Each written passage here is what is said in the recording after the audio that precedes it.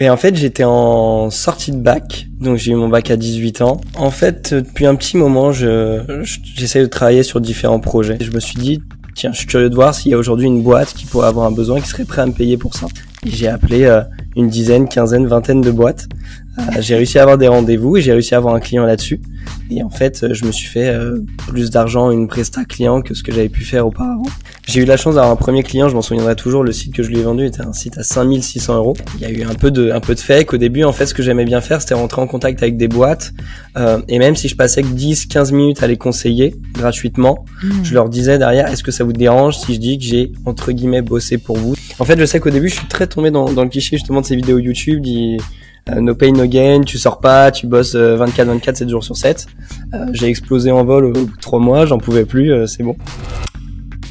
Bonjour à toutes et à tous et bienvenue dans cette nouvelle mini-série du board. Alors aujourd'hui, on va rajeunir le thème, l'audience, et c'est trop bien parce qu'on va parler du fait d'être freelance et étudiant, freelance et alternant, bref, de commencer à se lancer à son compte alors qu'on n'a même pas fini d'être sur les bancs de l'école, parce que oui, c'est possible avec le monde merveilleux du freelancing et du soloprenariat. On peut lancer son business sans même avoir été encore diplômé.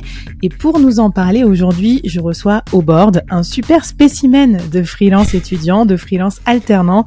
Et je dis ça parce que non seulement il est talentueux, il est audacieux, mais en plus j'ai eu l'occasion de bosser avec lui. Il a été freelance pour moi, donc j'ai pu tester aussi le côté satisfaction client. Donc je vous présente Antoine Guinet. Salut Antoine, bienvenue au board. Salut Flavie, merci pour l'invitation.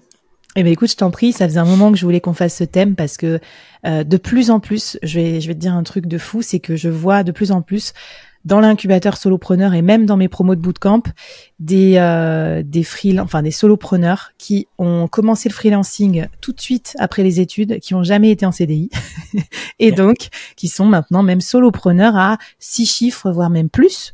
Ils ont 25 ans et ils sont chauds pour faire péter le plafond de verre direct et venir dans mon bootcamp. Donc c'est fascinant. Je pense qu'on assiste à une vraie tu vois, un vrai changement de société. Moi, je repense à l'époque. Enfin, évidemment que ça n'existait pas quand j'étais étudiante. Je sais pas ce que je foutais à part des soirées. Mais en tout cas, bref, il y avait pas le freelancing. Enfin, en tout cas, c'était pas aussi établi que maintenant. Donc, j'aimerais vraiment qu'on fasse un zoom là-dessus. Donc, tu vas nous aider à voir comment on peut combiner les deux. Comment ça se combine avec son diplôme, son alternance en plus, parce que toi tu bosses aussi j'allais dire chez un client, chez un employeur en alternance. Comment s'organiser, comment trouver aussi son expertise quand on est jeune encore sur le marché du travail, parce que je sais que ça peut peut-être en dérouter certains. Voilà, est-ce que je suis expert d'un truc ici, oui quoi? Quelles sont aussi les bonnes idées pour se lancer en freelance et gagner bien sa vie quand on débute? Donc voilà, on commence par quoi alors, Antoine, de ton côté? Qu'est-ce qui t'a donné envie, tiens, de te lancer dans le freelancing alors que tu faisais tes études?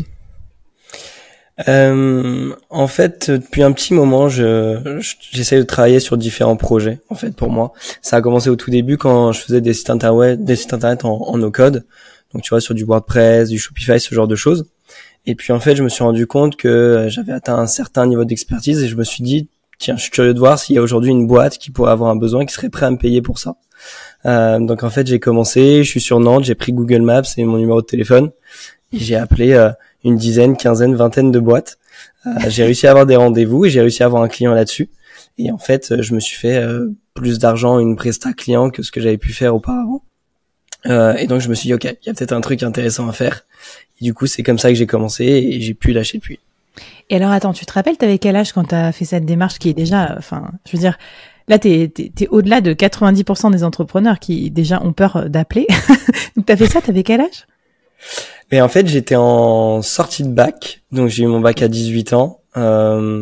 J'ai bossé vite fait entre-temps pendant à peu près 6 mois, et puis après j'ai repris rapidement des études, et du coup c'était à cette période-là, donc je devais avoir 18-19 piges à peu près. Ok, bon, hyper intéressant. Et est-ce que tu fais partie, Antoine, de la génération qui a été biberonnée sur YouTube à des contenus vidéo du style entrepreneuriat ou make money, parce que il paraît que c'est ça aussi qui crée peut-être ces vocations un peu plus tard de freelance?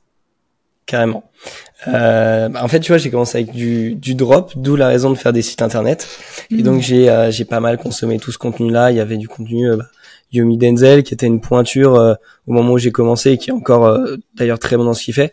Mais du coup, effectivement, j'ai très vite commencé à regarder des vidéos, on va dire pratiques, apprendre à faire des choses concrètement, et puis des vidéos effectivement mindset, puisque j'ai pas spécialement la mentalité entrepreneur de base, j'ai pas spécialement de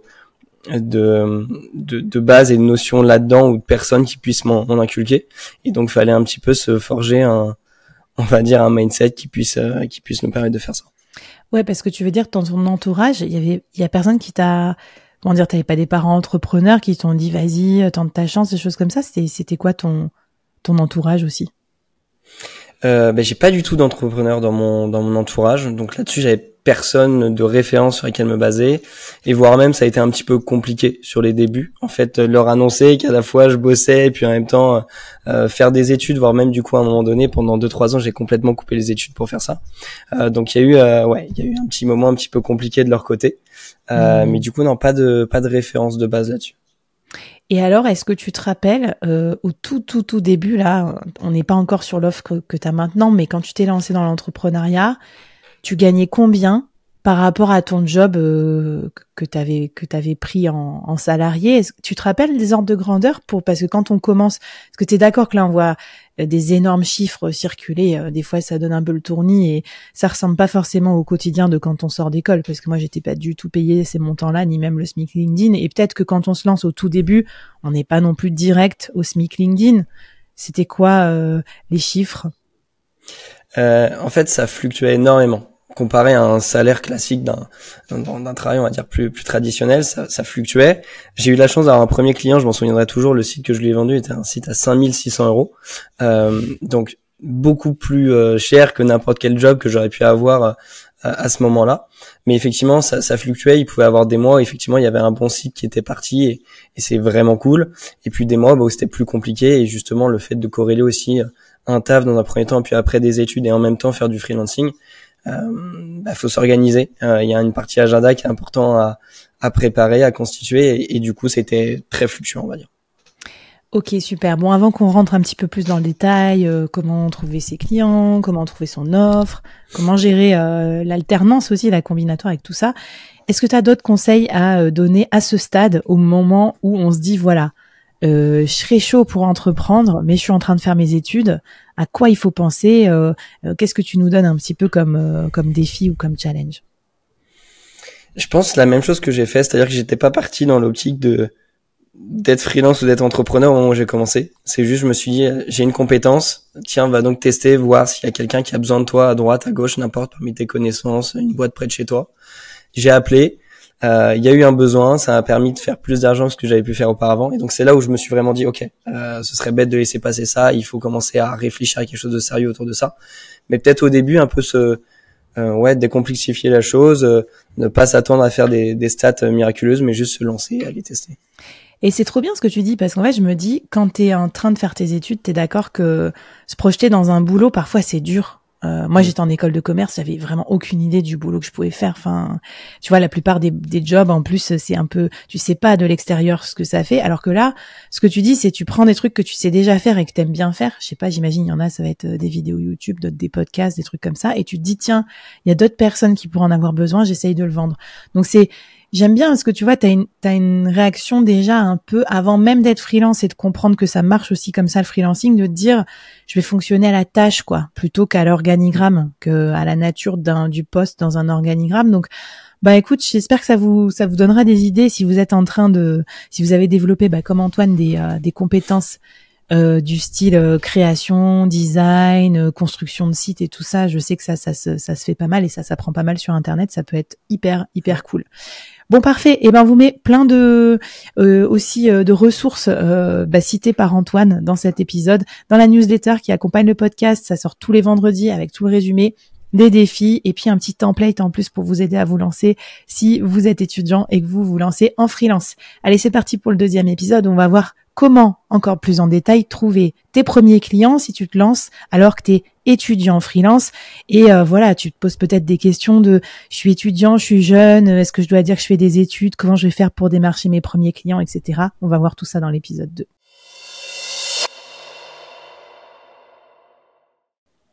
Alors Antoine, tu nous as parlé de la prospection, tu y allais cash, hein, ça c'était pour tes tout débuts dans l'entrepreneuriat.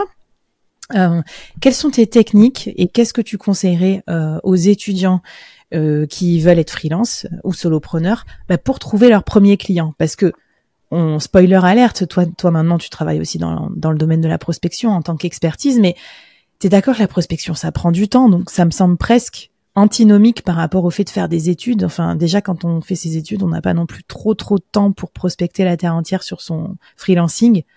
Qu'est-ce que tu conseilles? Je pense que si on est sur un tout début, comme j'ai pu faire, et surtout qu'on n'est pas sur un service ou une offre liée à la prospection, donc théoriquement pas de compétences spécifiques là-dedans, je pense que le plus simple mais en même temps le plus dur, c'est de prendre son téléphone. C'est très simple parce que ça demande juste un numéro de téléphone et on peut trouver le numéro de n'importe quelle entreprise sur Internet très rapidement. Et en même temps, c'est dur parce qu'il faut briser peut-être une forme de timidité ou le fait qu'on n'ait jamais pu faire ça auparavant. Donc il faut se faire un petit peu violence, mais c'est pour moi la méthode la plus rapide. Et puis après, si on veut aborder des techniques un petit peu plus déjà complexes ou qui vont prendre un petit peu plus de temps à se mettre en place, ça peut être déjà de se créer une forme de visibilité sur Internet et sur le réseau qui va le plus toucher notre cible, en fait. Moi, je sais que typiquement, je suis allé sur LinkedIn parce que je sais que c'est là-dessus où il y a le plus de décideurs, qui est le type de client que je vise. Et donc, je me suis dit, je suis pas là pour devenir influenceur LinkedIn, je suis pas là pour avoir une grosse communauté, mais déjà, partage ce que tu sais, partage ce que tu sais faire. Ça te coûte pas grand-chose et tu peux être sûr qu'il y a du monde qui va te voir. Et ça te permet déjà de faciliter un petit peu ta prospection par la suite. Alors attends, je vais y revenir, on va aller voir aussi ton profil. Mais donc déjà, moi, tu vois, bon, je pense qu'il n'y a pas encore beaucoup d'étudiants qui vont sur LinkedIn, enfin de plus en plus, mais à mon avis, c'est pas non plus, à part ceux qui sont en école de commerce, ils y pensent pas forcément. Or, t'es d'accord qu'on peut être freelance dans n'importe quel domaine, même si on fait des études de pharma, de kiné ou n'importe quoi d'autre à côté. Donc, et du coup, t'as pas mis étudiant, t'as mis quoi comme, je sais pas, comme statut, comme, tu sais, comme titre? En fait, j'ai pas mis un nom de job parce que il y en avait pas de manière spécifique et en plus vu que j'avais pas d'offre, enfin je veux dire, j'ai pas associé une offre à un job. Donc au tout départ, j'avais mis quelque chose du style comme je réalise vos sites web en no code ou quelque chose comme ça quand je faisais encore ça. Et puis au moment où je me suis lancé plus sur la partie prospection parce que c'est ce qui me plaisait plus, je crois qu'il y avait une tagline comme je prospecte à votre place ou je vais vous chercher des rendez-vous avec la prospection. Enfin vraiment en fait au-delà de donner un nom de job, un intitulé de job, vraiment une description très rapide de ce que je fais en fait en une ligne et quel est l'avantage finalement à faire appel à ce genre de service. Et alors sur la partie fake it until you make it, qui peut être un peu critique quand tu fais tes études parce que bon, t'as pas un énorme portfolio client. Enfin voilà, je me dis il suffit d'un, tu me diras. Mais au début, quoi, t'avais pas encore ton premier client, notamment sur ton offre de prospection. T'as fait quoi? T'as fait des faux cas clients. Comment t'as rempli ce vide entre guillemets dans le CV, le début du CV en fait, qui est un peu critique quand t'es freelance et que les gens ils aiment bien savoir ce que t'as fait avant. Ouais. Alors j'ai rempli quelques expériences sur lesquelles je m'étais lancé en fait, quelques mini projets qui n'avaient pas forcément abouti mais que je trouvais pertinent à intégrer, surtout avec l'explication qu'il y a derrière en fait, d'expliquer le pourquoi ça n'avait pas continué pour montrer que c'était pas simplement une faute de parcours ou un manque de compétences mais bien dû à quelque chose de précis. Je me souviens notamment, ça a été le cas avec un projet que j'avais fait avec un pote à moi sur lequel on avait été incubé à Nantes, une forme de projet startup, on avait expliqué pourquoi on n'y était pas allé. Et puis effectivement ouais, il y a eu un peu de fake au début. En fait, ce que j'aimais bien faire, c'était rentrer en contact avec des boîtes et même si je passais que 10-15 minutes à les conseiller gratuitement, je leur disais derrière, est-ce que ça vous dérange si je dis que j'ai entre guillemets bossé pour vous, dans le sens où voilà, on a échangé peut-être sur une problématique que vous avez pendant 5-10 minutes. Donc c'était pas des vrais cas clients, j'ai été payé pour le faire, mais c'était quand même des entreprises ou des contacts avec qui j'avais échangé et sur lesquels j'avais espéré avoir un peu d'impact, on va dire, au début. Ouais, pas mal. Enfin, en gros, c'est une façon de conseils gratuits en échange d'une référence, ce qui se pratique quand même dans l'univers du freelancing, surtout quand on commence. Ok. Et par curiosité, tu te rappelles combien tu priçais au tout début en freelance? Peut-être aussi, j'allais dire, enfermé aussi dans ce syndrome de l'imposteur de je viens de me lancer sur de nouvelles compétences, j'ai pas encore de portfolio. Et d'ailleurs, je me demande si c'est pas un peu ça aussi le risque quand tu te lances en freelance, c'est en tant qu'étudiant, c'est que vraiment tu te prices très très bas. Point d'interrogation. Je sais pas si c'était ton cas. En fait, Pas vraiment au début. C'est-à-dire que je suis parti plus haut sur mes prix dès le début et je les ai rebaissés par la suite. En fait, je pense qu'il y a ce côté un petit peu justement vidéo motivation ou mindset où on dit que ouais, t'as trop regardé ça. Et en fait, tu te dis que tu vaux. Alors oui, c'est vrai, tu vaux de l'argent, mais peut-être pas trop non plus au début. Donc j'ai un peu baissé mes pricing. Et effectivement, comparé à une personne qui avait de l'expérience par la suite ou une agence, typiquement pour un site web, je devais être l'ordre de peut-être 30-40% moins cher. Donc pertinent pour la boîte en question et en même temps pour moi pas forcément trop de pertes parce que j'ai beaucoup moins de frais qu'une agence traditionnelle par exemple. Donc je m'y retrouvais, c'était un pricing qui dans tous les cas était cool pour moi parce que c'était plus que ce que je pouvais espérer faire en restant juste étudiant. Mais effectivement, ouais, le pricing a évolué au fur et à mesure du temps. Ok, bah écoute, là-dessus, bon, je sais pas après ce que vous faites, vous nous direz dans les commentaires sur la communauté. Il y a quand même un minimum, moi je trouve incompressible en dessous duquel pas aller. Moi j'ai rencontré des freelances, je pense à quelqu'un à Nantes qui m'a dit qui gagnait, je sais plus, c'était 10 ou 15 000 par an. Je lui dis, c'est pas possible ça, tu vois, parce que en fait, c'est une façon de s'appauvrir. Bon, alors même si tu le fais en parallèle, en side, même si t'es salarié, même si t'es étudiant, je trouve que si tu baisses trop ton prix, déjà ça fait baisser le marché. En plus, ça décroît aussi un peu la tension que le client il peut avoir avec toi, la qualité perçue, non aussi, qu'est-ce que t'en penses? Clairement, je sais et parce que du coup pas le client mais le prospect me l'a dit qu'il y a eu des deals que j'ai pas signés parce que j'étais trop bas et qu'en fait il se doutait que alors déjà qu'il y avait le profil un petit peu jeunesse qui rentre en compte, mais il se doutait que potentiellement il y avait une forme d'immaturité dans le pricing, c'est-à-dire que je me rendais pas suffisamment compte du travail qu'il y avait à faire ou ce que ça représentait ou du niveau d'engagement qu'il y allait avoir derrière. Donc ça m'a un peu porté défaut aussi de sous-pricer. En fait, c'est assez compliqué. Faut être sur cette bonne ligne. On va pas être trop cher, pas plus cher qu'une agence parce qu'on est freelance et que les gens savent qu'on a moins de charges. En même temps, pas se sous-évaluer pour pas apparaître comme un amateur. Donc il y a vraiment un petit peu cette ligne à aller tester et à aller travailler avec. Et de toute façon, toi, ta stratégie, ça a été après de passer à l'offre plutôt que au temps. Je sais pas si tu veux en parler maintenant. À quel moment ça s'est passé, ça, le fait que tu te dises bon, j'arrête de vendre mon temps parce que j'ai mes études à côté et je vends une offre? Assez tard, en fait.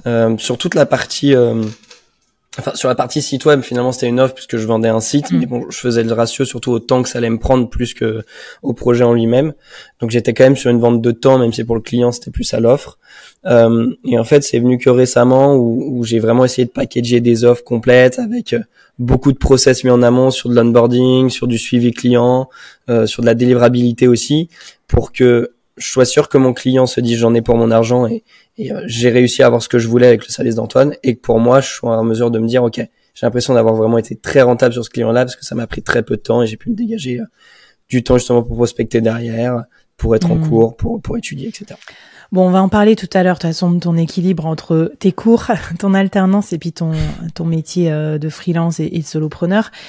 Est-ce que tu as d'autres techniques à nous donner qui sont bonnes quand tu es étudiant pour trouver tes premiers clients en freelance? Ouais, je trouve il y a un truc qu'on sous-estime énormément, c'est son cercle très proche. Et il y a un truc qui peut être super bien, c'est de prendre son iPhone, envoyer un message groupé à tous ses contacts en disant tout simplement hello, j'essaye de me lancer sur une petite activité de X ou Y chose, n'importe quoi, par exemple la création de site internet pour moi. Si jamais tu as des besoins ou tu connais quelqu'un qui pourrait avoir un besoin, hésite pas à m'en parler ou à me recommander parce que ça pourrait m'aider. Et en fait, très souvent ça peut marcher parce qu'une personne plus une personne, ça permet de faire monter en fait le volume de prospection assez rapidement. C'est des personnes qui ont généralement déjà eu affaire à toi, donc ils ont une forme de confiance en toi même si t'as rien prouvé pour eux, on va dire. Et puis ça te permet de faire tes premiers tests, quoi. Trop bien. De toute façon, j'allais dire, comme moi j'ai fait appel à tes services aussi, toi tu avais aussi utilisé cette technique quand on s'était rencontrés, parce qu'on s'était rencontrés à Nantes, via le réseau nantais. Et j'étais en train de remonter sur le fil pour regarder comment tu m'avais alpagué sur LinkedIn, mais donc on s'était déjà vu dans la vraie vie.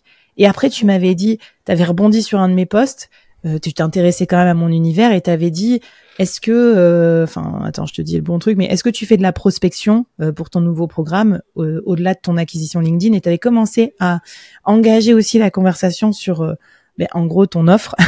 Et tu vois, tu t'étais intéressé à moi, mais on s'était déjà vu aussi dans la vraie vie. C'était pas de la prospection dite cold, tu vois, complètement Non. froide. Donc je pense que ça aussi t'es malin.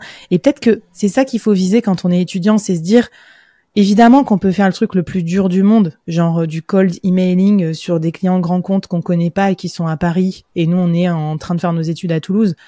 Après, je trouve que c'est assez réaliste ta façon de penser, de se dire, et si je commençais dans mon cercle proche, et si je commençais par le plus facile, comme disent les Américains, c'est les low hanging fruits, c'est-à-dire les petits fruits que je peux cueillir vite fait sans sortir l'échelle. Donc voilà, hyper cool aussi à combiner. Quand t'es étudiant et que t'as plein de choses à faire, si ça te va, du coup on va mettre tes petites techniques en plus commerciales dans la newsletter, et je te propose qu'on passe à comment garder l'équilibre entre les études, potentiellement un premier boulot en salariat ou en tout cas une alternance, et le freelancing. Parce que toi, tu as combiné les trois, tu t'es pas arrêté à juste je fais mes études et je suis freelance. Non, tu as rajouté une case qui est celle de l'alternance. Donc on va voir comment tu as combiné tout ça pour être un espèce de super salarié diversifié / freelance solopreneur. C'est parti pour le prochain épisode.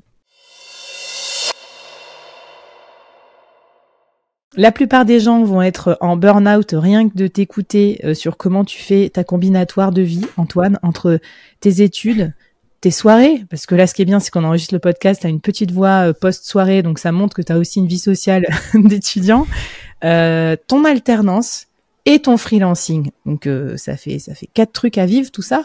C'est quoi un peu tes secrets d'organisation pour justement que tout ça soit compatible? Est-ce que tu peux nous raconter un peu? Ouais. On va dire que c'est un petit casse-tête et qui s'est bien monté dans mon cas à moi, et en fonction de différents cas, faut essayer de pouvoir l'adapter. Mais typiquement, en fait, si on découpe, j'ai la partie études, là où je suis en train de finir, je suis en pleine rédaction de mémoire, donc ça rajoute un truc en plus.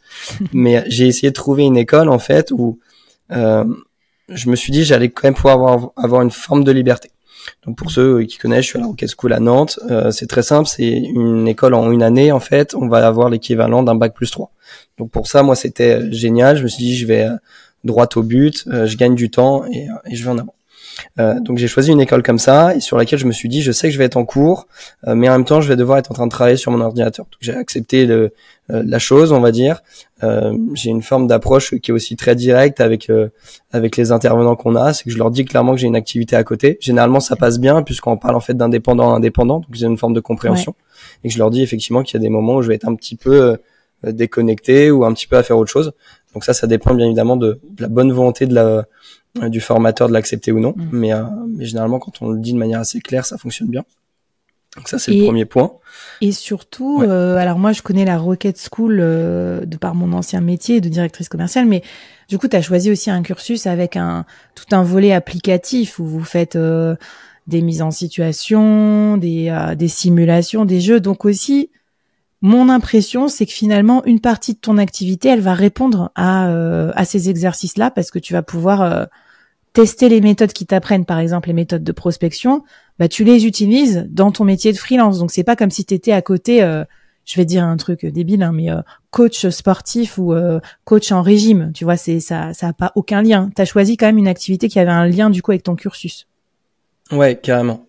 C'est que j'avais commencé la prospection avant la Rocket. J'ai vu que la Rocket proposait quelque chose comme ça. Je me suis dit ok, de 1, je peux aller compléter des infos, des connaissances, et puis de 2, peut-être que ça va pouvoir me servir pour mon cursus. Donc effectivement, il y a ce lien-là qui était important.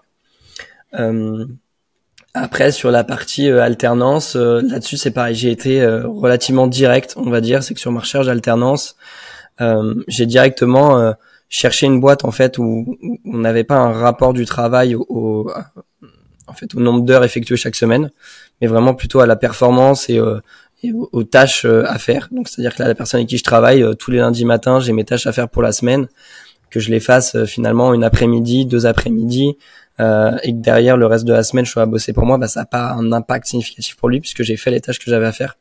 Donc c'est hyper important d'essayer de se rapprocher auprès de boîtes qui sont un petit peu dans ce mode de fonctionnement-là. Généralement, ça va être des boîtes un petit peu type start-up, moins traditionnelles, mais c'est un petit peu galère à trouver, c'est clair.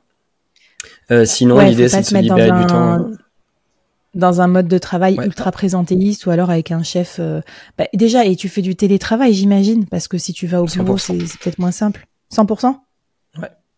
Ok. Ouais, Ok, ouais, donc je c'est me demande. pareil, c'était un truc que j'ai essayé de chercher d'avoir au maximum, puisque bah forcément quand t'es pas dans le bureau directement avec ton supérieur à côté, tu peux adapter ton emploi du temps plus facilement, on va dire.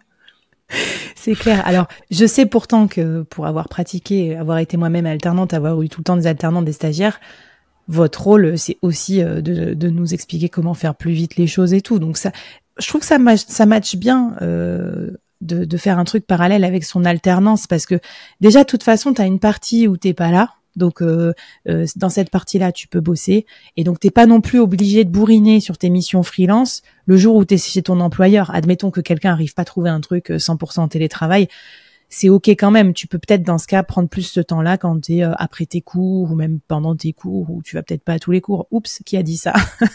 Moi, j'allais pas à tous les cours, mais c'était pas pour les mêmes raisons. Mais bon, bref, oui. Enfin, j'imagine qu'il y a aussi plus de flexibilité dans les études aujourd'hui aussi. Peut-être qu'il y a 20 ans, quoi, je sais pas trop.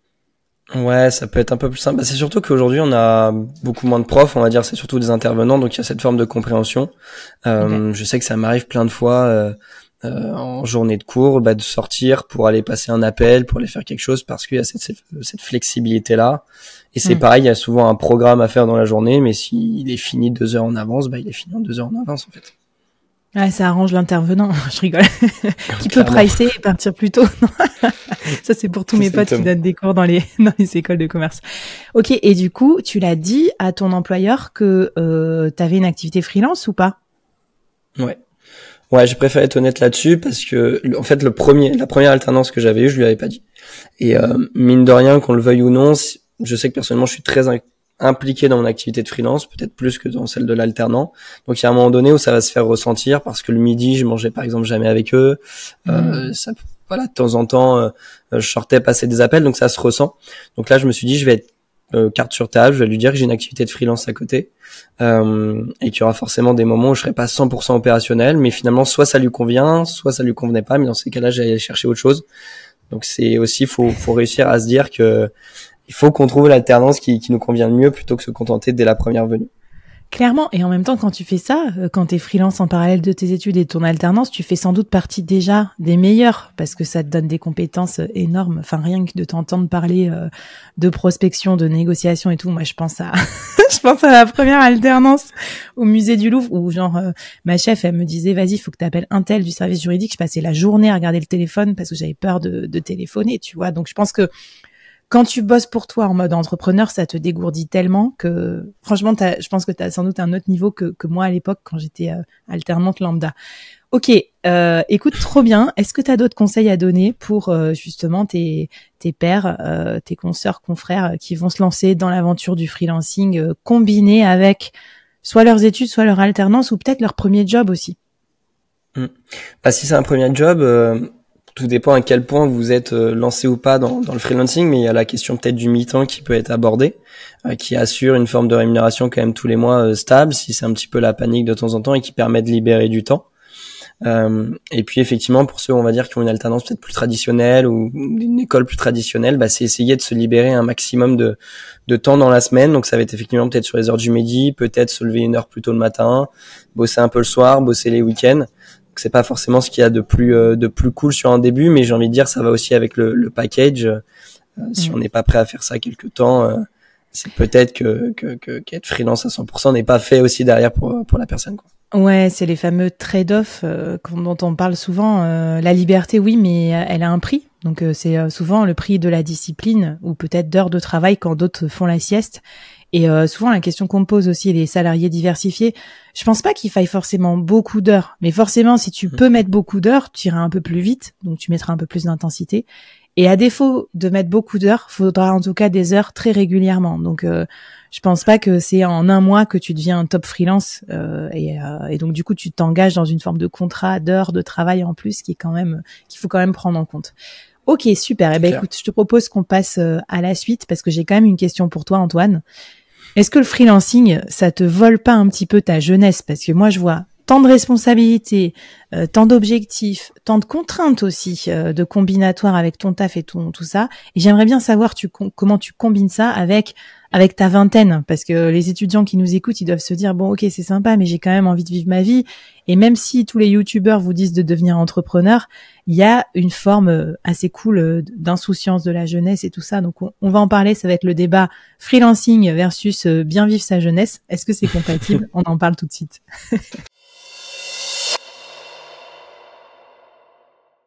Bon, j'ai un peu la réponse à ma question dans ta petite voix enrouée, parce que je t'ai demandé si t'étais enrhumée et tu m'as dit non, c'est bien une soirée étudiante. Donc, c'est bon, je suis rassurée, t'arrives quand même à aller en soirée. Ou alors, t'as fait ça juste pour l'épisode, juste pour dire que t'avais une vie, mais en vrai, t'as pas de vie. Comment ça se passe alors, combiner sa vie d'étudiant avec un taf d'entrepreneur? Eh ben, ça demande pas mal d'organisation. C'est ce que je dirais. Je dirais pas que c'est impossible. Je dirais pas qu'on peut sortir tous les soirs. Je dirais que ça demande juste un petit peu d'orga. En fait, je sais qu'au début, je suis très tombé dans le cliché justement de ces vidéos YouTube.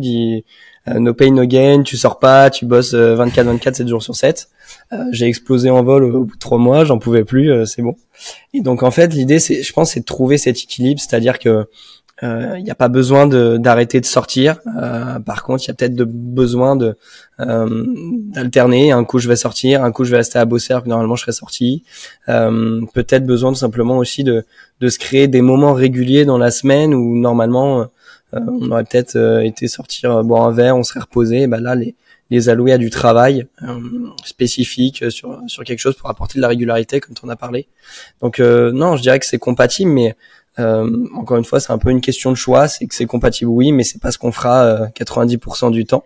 Donc, est-ce qu'on a plus envie de profiter de sa jeunesse, aller s'amuser, s'éclater, ce qui est parfaitement compréhensible, j'ai envie de dire, ou alors est-ce qu'on a quand même envie de progressivement bâtir quelque chose? Et dans ces cas-là, ça va demander un peu de concession. Ouais. Alors, je me rappelle, peut-être c'est en écoutant son podcast, il me semble que Théo Lyon, il disait qu'il s'était mis dans une coloc aussi d'étudiants entrepreneurs, un truc comme ça. Alors du coup, c'est la question que j'ai pour toi. Est-ce que ton entourage, il est composé un peu comme le mien, quoi, que de freelance solopreneurs, quoi, un peu la meuf obsédée par son truc, ou est-ce que quand même t'arrives à avoir un entourage diversifié, quoi, avec des étudiants lambda? Je l'avais très freelance center à un moment, on va dire, où effectivement j'étais en coloc, d'ailleurs avec deux potes à moi qui étaient aussi indés, donc ça permettait de s'aider. On se voyait à 23h, 23h30 dans le salon sur l'ordi à bosser, donc ça aide finalement. Et puis progressivement, j'ai aussi un petit peu relâché parce que je me suis rendu compte qu'à trop m'enfermer, parfois effectivement il y a des moments de vie à passer à aller boire un verre, à parler peut-être de sujets qui sont pas du tout liés au freelancing, au fait de construire quelque chose, d'être indépendant, qui valent quand même la peine d'être vécu. Juste s'amuser avec des potes, rigoler, aller voir un match de foot, ce genre de choses. Et donc je l'ai réintégré aussi progressivement. L'idée c'est juste que tous les jours, quoi qu'il arrive, je m'impose d'avoir à un moment donné une tâche, un travail, quelque chose en lien avec mon activité, d'aller échanger aussi avec des personnes qui font la même chose que moi. Ce qui fait que t'as toujours un pied dedans et tu maintiens toujours ton objectif clair en tête. Ok, ça marche. Bon, mais est-ce que tu as d'autres techniques je sais pas si on peut appeler ça de la productivité. Ça fait un peu bizarre de parler de productivité pour vivre sa vie, mais pourtant, je pense bien c'est un peu ça. Parce que quand t'es entrepreneur, quand même, t'essayes de gratter du temps partout pour ton projet entrepreneurial et du coup, tu risques de passer à côté un peu de moments de vie. Je sais pas, te reposer, lire, aller au cinéma, profiter de ta famille. Est-ce que tu as des petits tips pour nous ou peut-être un petit défi pour justement les jeunes freelance qui vont se lancer tout en étant étudiants?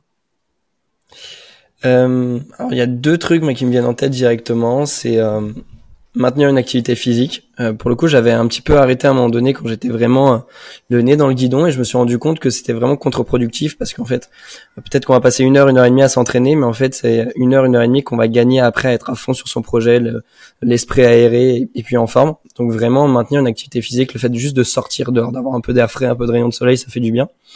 Et puis, un truc aussi qui a tout changé, c'est que maintenant, je planifie tout le temps ma journée la veille au minimum.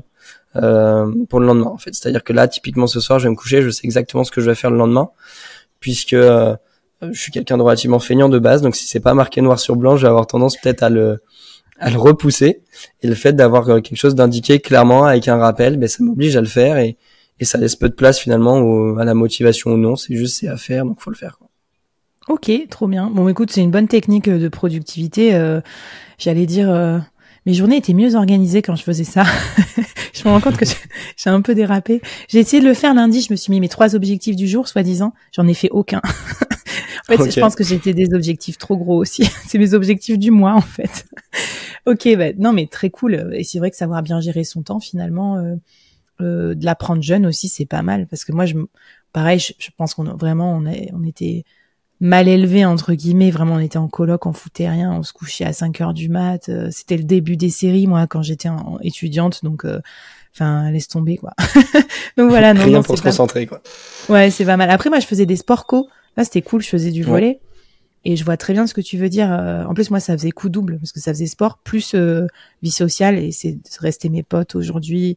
On partait faire des championnats et tout. Donc, ça te casse aussi ta bulle de filtre aussi ces moments-là parce que ce soit les réseaux sociaux, les communautés en ligne, les trucs de freelance, moi, j'adore. Mais je reconnais qu'au bout d'un moment, presque genre quand t'as plus de place pour tes potes parce qu'ils correspondent pas à cette bulle-là, c'est vraiment qu'il y a un souci, quoi. Et moi, récemment, je me suis remis, tu vois, je suis obligée de me mettre dans mes objectifs pro, des trucs comme les week-ends entre copains, etc. Partir en week-end, en fait, pour pas avancer sur ces trucs le week-end aussi, parce qu'à force d'avancer soir et week-end sur son projet, tu te rends compte que tu te déconnectes un petit peu aussi de la vie sociale et de la réalité. Bon, bah écoute, trop bien, merci pour tes tips. Et ce que je te propose, c'est qu'on passe au dernier épisode où tu vas nous parler de l'après-freelancing. Du coup, se lancer un petit peu plus loin encore dans l'entrepreneuriat. C'est quoi tes projets? Est-ce que tu vas prendre un CDI? Est-ce que tu vas continuer d'entreprendre? Qu'est-ce que tu as vu comme futur possible après freelance alternant et étudiant? Tu vas nous raconter tout ça dans l'épisode final. Alors Antoine, tu as déjà travaillé en accéléré, entrepreneuriat à la tâche, ensuite freelancing, alternance. Est-ce que tu vas faire partie des gens qui vont jamais connaître le CDI? Point d'interrogation. C'est quoi la suite? Comment tu vois un petit peu l'évolution à la fois de ton projet personnel, mais peut-être aussi l'évolution de cette génération qui a été bercée par le make money sur YouTube et qui se sent une âme peut-être plus entrepreneuriale que ce que nous, on avait, parce qu'il faut se rappeler que nous, on a commencé dans un contexte où...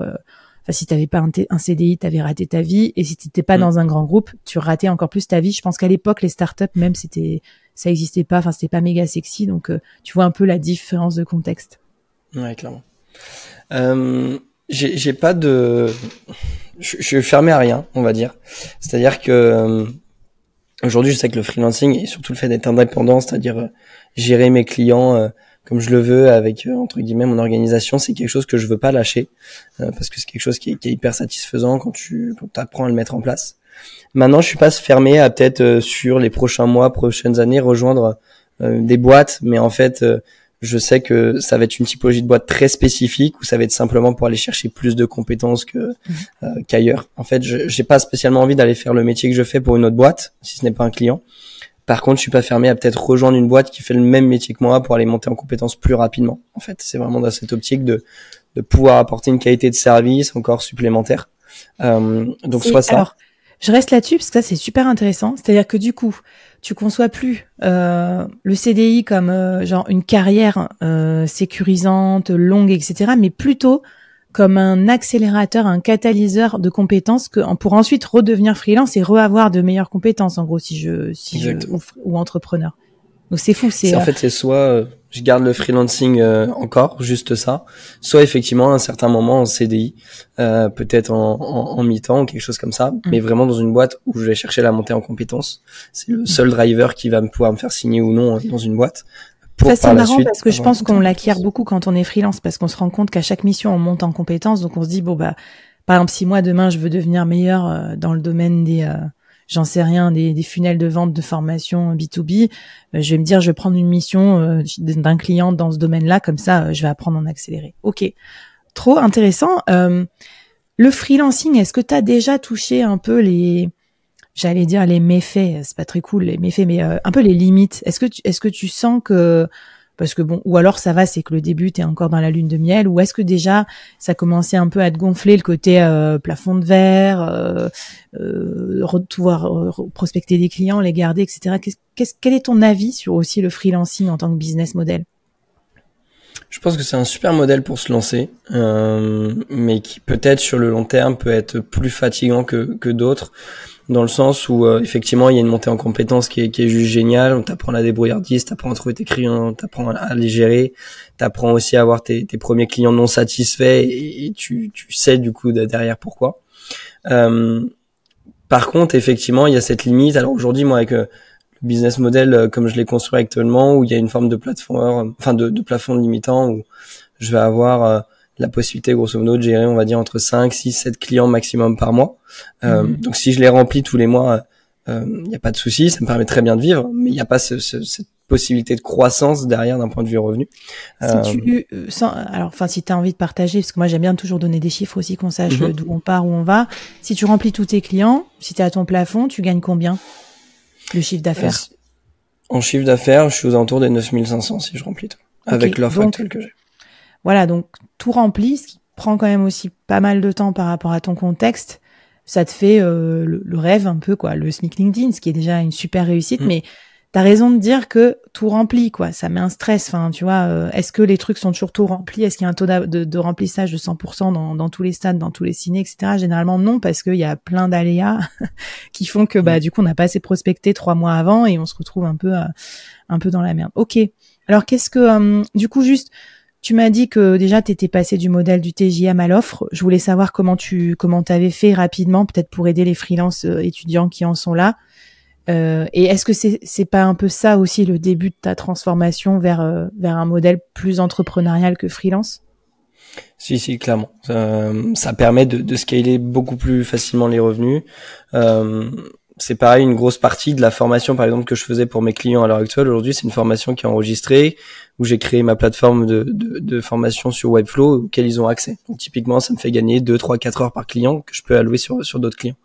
Donc ça fait gagner beaucoup de temps et donc plus de CA derrière. Aujourd'hui, le fait de passer en offre, comment j'ai travaillé ça, je suis allé un petit peu étudier les problématiques qui revenaient le plus souvent chez mes clients, et je me suis dit, te bloque pas forcément sur une seule offre, mais une offre répond à un problème très spécifique. Donc je suis allé interroger quelques-uns des clients que j'avais eu, d'autres boîtes de manière un peu plus large, et puis après voilà une structuration on va dire un petit peu classique, vérifier que ce soit bien un problème dur, que ce soit douloureux, urgent, qu'il soit reconnu, qu'il y ait bien une bonne solvabilité aussi auprès des boîtes que l'on vise, ce qui est hyper important. Et puis voilà, proposer vraiment une méthode de A à Z qui remplisse parfaitement l'objectif et qui permet de complètement traiter la problématique du client. Donc c'est comme ça que je l'ai conçu, c'est comme ça que je me suis posé. Typiquement, une de mes premières offres que j'avais packagées, c'était en fait le fait de fournir un certain nombre de leads qualifiés à une entreprise.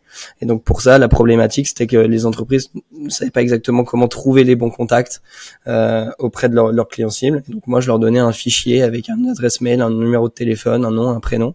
Ils avaient plus qu'à les prospecter dessus derrière. Et donc ça répondait à une vraie problématique client. Donc il faut essayer d'identifier dans sa niche toutes les petites problématiques clients qu'il peut y avoir, et si on a une offre qui peut en réduire plein d'un coup, ça peut le faire aussi.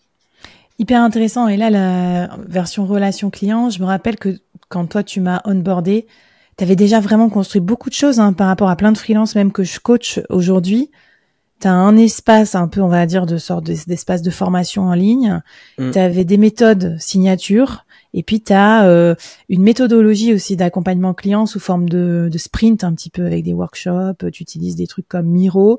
Tout ça, tu l'as appris en cours ou tu l'as appris sur des vidéos? Comment t'as fait pour créer aussi cette offre qui est un peu technique à créer?